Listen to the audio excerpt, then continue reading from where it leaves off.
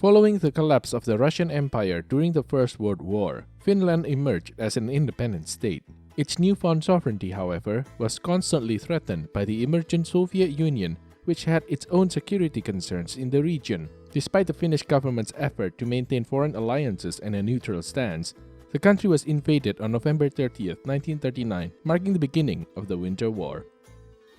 The Finnish army, though poorly equipped, mounted a fierce resistance, inflicting heavy casualties on the invaders. Despite their valiant efforts, the Finns ultimately had to accept their untenable position and sue for peace. As a result, Finland ceded roughly 10% of its territory to the Soviet Union in the war's aftermath. Lacking the strength to reclaim its territory on their own, the Finns entered into an uneasy alliance with Nazi Germany. Finland subsequently joined Operation Barbarossa, kickstarting the Second Soviet-Finnish War, also known as the Continuation War. Through their alliance, the Finns were able to secure German arms deliveries throughout the conflict, including a number of StuG-3's assault guns. Despite their late arrival in small numbers, these vehicles still took their toll on the Soviet armor in the final months of the war. Before we dive in, let's talk about something that can make your internet browsing as secure as an actual armored vehicle. Just like a tank's armor shields its squishy crew from the enemy fire, Private Internet Access, or PIA for short, is here to protect your digital life. PIA is a virtual private network, or VPN, that masks your IP address and encrypts your connection, keeping your online activity yours. Whenever you're connected to public Wi-Fi at a cafe, airport, or even when you're just using your personal computer at home, your personal information, passwords, browsing habits, and even your photos can be at risk. But with PIA's top-notch encryption, you get peace of mind knowing your data is safe from prying eyes. In addition, PIA lets you break through the barriers of region-locked content. Imagine accessing Netflix, Amazon Prime, or Disney Plus libraries from different countries, or catching up on shows and sports events that are otherwise unavailable in your region. We personally use PIA VPNs in our research, as it gives us access to foreign search results which come in very useful for reverse searching documents. With servers in 91 countries and every US state, PIA gives you the freedom to stream and browse without borders. PIA protects all your devices at once, whether it's your computer, smartphone, tablet, or even game console. One subscription covers them all, making it perfect for your entire household or office.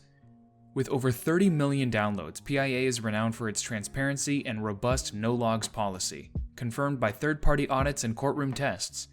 They don't store your data, period. And the best part, trying PIA is completely risk-free. They offer a 30-day money-back guarantee and 24/7 customer support. Click the link in the description to get an exclusive 83% discount on this service. That's just $2.03 a month. And you also get 4 extra months of PIA VPN completely free. Protect your internet presence and stay safe. The Finnish armed forces managed to reclaim their lost territory in the early months of the Continuation War. Afterward, they shifted to a defensive stance and even partially demobilized as the front became static. At that time, the Finns had only a single armored division, entirely equipped with captured Soviet tanks. Although they managed to capture around 24 modern medium and heavy tanks during the conflict, the bulk of the Finnish armored forces consisted of the obsolete T-26 and PT models. In a futile effort to keep these outdated tanks useful, 18 PT-7s were rearmed with 114mm howitzer in new enlarged turrets. However, the combat performance of the resulting PT-42s was disappointing. With no other armored fighting vehicle capable of countering Soviet tanks, the Finns turned to Germany for assistance. After reviewing the German inventory, they identified the StuG-3 as the best and most cost-effective solution. A deal was subsequently struck to purchase 45 StuG-3 Ausf.Gs, with the German agreeing to train Finnish crews and maintenance staff. In June 1943, a delegation of 14 Finnish officers and 22 men arrived at the German Artillery Training Center in Göteborg. The delivery of the StuG-3 assault guns began in July, and by September 1943, 30 StuGs have been delivered to Finland. Initially, the Germans were hesitant to send a second shipment due to the static nature of the Finnish-Soviet front. However, the situation changed with the onset of the Soviet Karelian Isthmus offensive in early June 1944.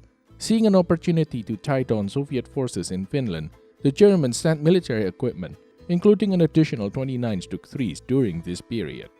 In Finnish service, this vehicle were designated as 24-ton assault gun tank Stu.40. but the crews affectionately referred to them as Sturmi. Some vehicles were given female nicknames. These were typically the name of a crew member's fiancée or wife, painted above the driver's vision port. Before being issued to the troops, the StuG-3 were transported to the Finnish tank center at Varkaus, where they were modified. The German MG-34s were replaced with the captured Soviet 7.62mm TT machine guns. To create more storage space, the spare road wheels originally positioned at the rear were relocated to the sides of the superstructure, making room for a large storage box. Surprisingly, the Finns removed the protective side skirts, an odd choice given their protection against the widely employed Soviet anti-tank rifles. In late 1943, the StuG-3s were allocated to an assault gun battalion that had previously been equipped with PT-42s. Major Erik Åkerman was appointed as the first commander of the unit. Some of the officers were seasoned fighters who had previously served on the Eastern Front as part of the Finnish volunteer battalion of the Waffen-SS. The remaining members of the units were recruited from the artillery branch of the Finnish army. The original plan was to outfit the assault gun battalion with 34 vehicles, divided into 3 companies of 11 vehicles each and 1 command vehicle. However, only 22 StuGs were available in 1943 when the unit was formed. The remaining vehicles had to be used for training purposes and a source of spare parts. While the Germans occasionally sold armored vehicles to their allies, spare parts were often not included or were provided in limited quantities. Given that the Finns received none, they had to resort to cannibalizing their own vehicles to ensure a supply of spare parts. Although delivered in 1943, the Finnish StuGs did not see combat until the summer of 1944. Earlier that year, the Soviets successfully managed to lift the siege of Leningrad, prompting the Finnish government to try to negotiate its way out of the war. When the negotiations failed, both sides prepared for the continuation of hostilities. On the 9th of June 1944, the Red Army began its Karelian offensive with 500,000 men and 800 tanks. Given that the Leningrad and Karelian fronts had a low priority throughout most of the war, the Soviet tank force was a mix of various types, from interwar light tanks and heavy KV-1s to the newest IS-2 heavy tanks. The most common tanks, however, were the T-34-76s of various models. Opposing them, the Finns could muster around 300,000 men and 200 armored vehicles, approximately half of which were the outdated T-26. They could also call upon the few available StuG-3s. Through a combination of superior firepower and sheer numbers, the Soviets broke through the first Finnish defensive belt. In response, the Finns dispatched Battle Group Poruma, named after its commander Colonel Albert Puroma, to halt the Soviet onslaught. The assault gun battalion equipped with 22 StuG-3s supported this counterattack on 14th of June 1944, advancing in the direction of the Kuterselkä-Likola road. The leading vehicle, commanded by Lieutenant Mauri Sartio, spotted a group of 5 idle T-34 tanks. From a close distance of 15 meters, his gunner opened fire, knocking out the first tank and quickly destroying 2 more. The remaining Soviet T-34s attempted to escape, but were also taken out by the unit. Lieutenant Sartio's vehicle was credited with destroying 4 tanks. However, due to problems with the gun's loading mechanism, he had to withdraw from the front lines, while a second StuG-3 from his platoon was damaged by enemy return fire. With 2 vehicles temporarily out of action, the second platoon under the command of Lieutenant Olli Alanko was sent forward instead. Near Kuterselkä, Lieutenant Alanko's vehicle destroyed an Su-76. They then encountered a T-34 that fired at the StuG-3 but missed. The Finnish gunner had more success, hitting and destroying the T-34. Shortly afterward, 1 StuG was hit and its loader was killed. Despite this, the remaining crew managed to turn the vehicle around and destroy the T-34. After this action, the damaged vehicle had to be brought back to the rear. On the morning of 15th of June 1944, 2 StuG-3s engaged and destroyed an identified Soviet tank, likely an IS-2. Later that day, 1 StuG-3 was hit by enemy anti-tank fire, resulting in the death of its commander, though the remaining crew managed to escape. Shortly after, a second vehicle was immobilized after being hit twice. The crew survived and destroyed their own vehicle before escaping. Major Åkerman's vehicle was also abandoned due to confusion. While the major was absent, the vehicle came under fire and the crew, mistakenly believing it had been hit, decided to abandon it. The Finns were unable to recover it and it was captured by the Soviets. Another vehicle was immobilized and had to be blown up to prevent capture. The last vehicle lost that day advanced far ahead without any support. It encountered Soviet armor and after a brief engagement, destroyed one T-34 and one KV-1 tank. However, the driver miscalculated and the vehicle became bogged down in the mud, unable to free itself. With no help in sight, the crew had no choice but to destroy the stranded StuG.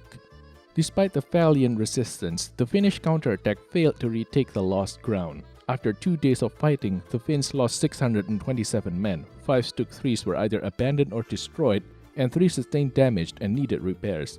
The StuG crew suffered 5 dead and 20 wounded.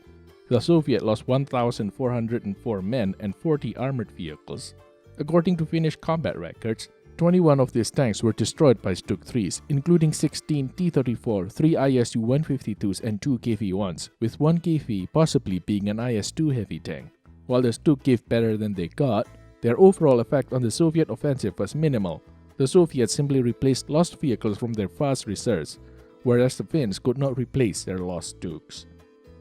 Based on their initial combat experience, the Finnish crews decided to upgrade the armor protection of their vehicles. Some crews added protective metal plates above their driver's vision port, commander's cupola, and the areas around the gun. The crew also added 15mm thick spaced armor plates, positioned about 30mm away from the hull's side armor to protect the hull's sides. Additionally, the Finns placed 3 heavy wooden locks on either sides of the superstructure. While these locks offered only a marginal increase in protection, they were more useful when a vehicle needed to cross rough terrain or was bogged down. Lastly, some StuGs received additional concrete armor, though its effectiveness remains debated. The Finnish assault gun battalion saw further action during the critical battles of Tali-Ihantala starting on 25th of June 1944 and Vuosalmi on 4th of July. Tali-Ihantala was one of Finland's last lines of defense, and the Finns were determined to hold it. Luckily for them, they had a couple of aces up their sleeves. Their swampy terrain limited the attacking options of the Soviet forces, and the arrival of the German Kuhlmai air group provided crucial air support. Lastly, the Finns could employ the surviving StuG-3s to deal with enemy armor. The forest and wetlands provided excellent opportunities for ambushing advancing Soviet tanks, and StuG-3s were ideal vehicle for the job.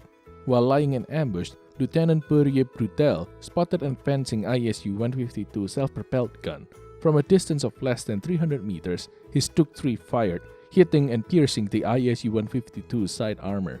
Seeing no immediate threat, Lieutenant Brutel ordered a slow advance, encountering and destroying another tank. Shortly after, 3 more Soviet tanks were destroyed by Brutel's StuG-3. The rest of the battalion also performed well. Throughout the battle, the Finns lost 1 assault gun, but managed to take out another 24 Soviet armored vehicles. On 29th of June 1944, Lieutenant Brutel scored 2 more kills while defending the Portenhoika crossroads. The StuG-3 would see action at Vuosalmi as well. Once again, Lieutenant Brutel went into action on 11th July 1944, managing to destroy a T-34.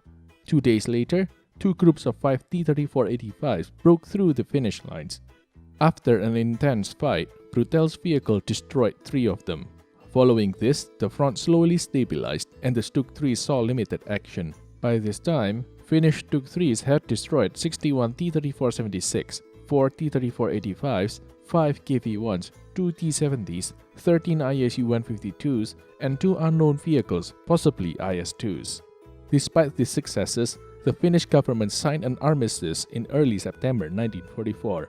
However, the conflict was not over for Finland, as they now had to fight the German forces retreating from the country. This brief conflict, known as the Lapland War, saw the Finnish StuG-3s transported to fight the Germans. Due to their inability to ford deep water, these vehicles did not see combat during the final phase of the war. The surviving StuG-3s remained in use primarily for defensive purposes and occasionally for training.